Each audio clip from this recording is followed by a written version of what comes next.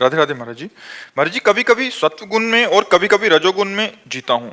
जब भोग भोगता हूँ तो मजा आता है, फिर अफसोस होता है सब बर्बादी कर दी। सतोगुण में रहने के लिए ज्यादा से ज्यादा मैं क्या करूँ महाराज जी? वैसे भोगों में मजा आता है मुझे तो। ये बात बस जैसे नशे में आदमी शराबी नाली में पड़ा मजा लेता है, उसको मजा लगता है। लेकिन देखो ना कितनी घृणित दशा होती शराबी पुरुष की। ऐसे ही वासना का नशा चढ़ गया है, वासना का नशा। इसलिए नहीं उल्टी हो जाए, तुम जिसे मजा कहते हो वमन हो जाए। अपवित्र बुद्धि है, अपवित्र मन है, इसलिए ऐसा अनुभव हो रहा। ऐसा सबको अनुभव होता है, तुम्हें ही नहीं। जब अपवित्र मन होता है, अपवित्र बुद्धि होती तो नहीं तो ऐसे छी, अंदर से ऐसी घृणा हो जाएगी, छी नहीं अब कछुनाथ न चाही मोरे प्रभु। अब ये गलत मार्ग, ये विषय भोग, ये संसार के सुख नहीं, अब मुझे आप अपना सुख प्रदान करें। जब पवित्र बुद्धि हो जाएगी, अपवित्र मलिन बुद्धि में तो फिर ये सब अच्छा है। फिर अफसोस भी तो होता है बाबा जी कि ये गलत टाइम वेस्ट कर दिया। हाँ, ये उत्तम बात है। अभी पूरी पवित्र बुद्धि नहीं हुई है। जब पूरी पवित्र हो जाएगी तो पहले ही जो थोड़ा पवित्र होती है और ज्यादा अपवित्र होती है तो वो बाद में पश्चाताप करती है। भोग के समय तो सहयोग कर देगी और इसके बाद पश्चाताप करेगी, यार ऐसा क्यों किया। और जो ज्यादा पवित्र होती है, कम अपवित्र होती है, तो भोग की लालसा तो हुई पर वो पहले ही काट देगी, पहले ही उसमें निरर्थक भाव ले आएगी कि यार इसके पहले ले आवे तो काम बन गया।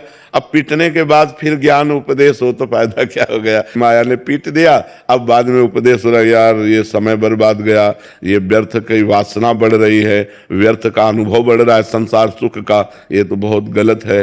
पवित्र बुद्धि तो इससे नाम जप बढ़ाओ।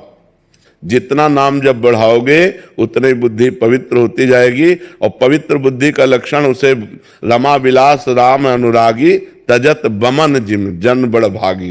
वो बड़भागी भगवान के भक्त जन लक्ष्मी के वैभव विलास को वमन की तरह त्याग देते हैं। कितने दिन का है, कितने दिन का है। अभी शरीर छूट जाए तो क्या है आपके पास? जो भजन किया, जो भगवान का चिंतन किया, जो अच्छे कर्म किए, जो बुरे कर्म किए, वही वो है आपके पास। तो अच्छे कर्म करो, नाम जप करो और भोगों को धर्म के लिए भोगो।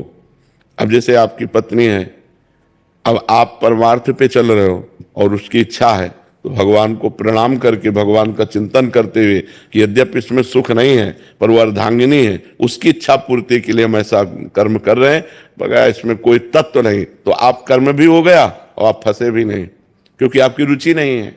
ऐसे भोगों को धर्मयुक्त भोगने से भगवान की तरफ हम बढ़ सकते हैं। नहीं तो प्रायः पूरा संसार, कोई बिरला ही एक दो ऐसा होगा जो इन भोगों में अरुचि करके निकल पावे।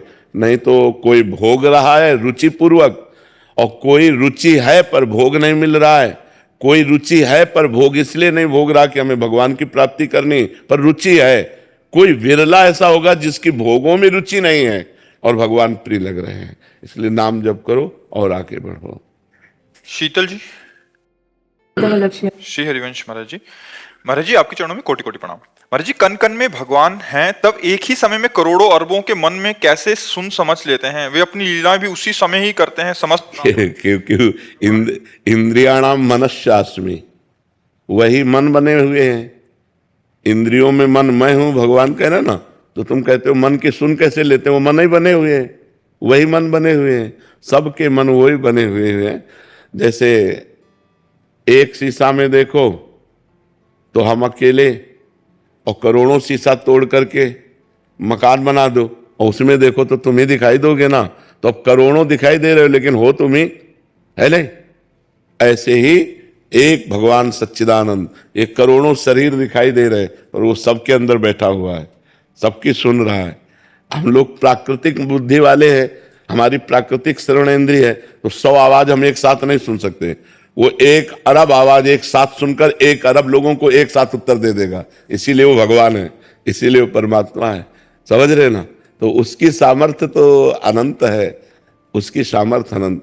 वो अंगुली से सुन सकते हैं, जबकि अंगुली में श्रवणेंद्रिय थोड़ी तो ज्ञेंद्रिय है।